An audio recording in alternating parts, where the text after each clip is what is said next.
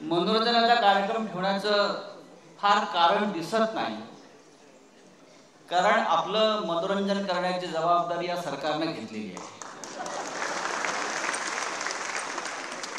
रोज काहीतरी वेगळा कार्यक्रम, ज्याला आपण शो म्हणतो, आज हॉरर शो झाला। आज पाहिलं तर एकदम हॉरर शो, थरारक सिनेमा। कोणीतरी एक मंत्री एका अघोरी बाबासह बसलेला आहे, उघडा बंब टॉवेलवर, त्या अघोरी बाबाच्या हातात कवटी आहे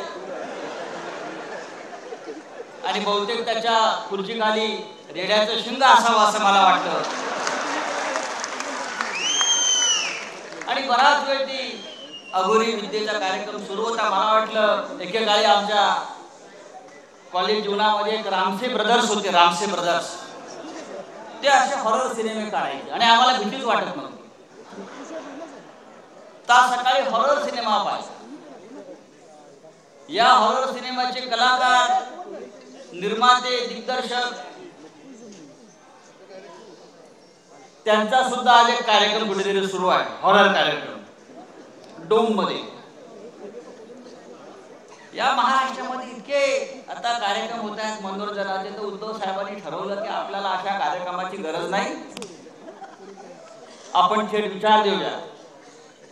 59 वर्षाच्या शिवसेनेला सातत्यानं जर कोणता कार्यक्रम बाळासाहेबांनी दिला असेल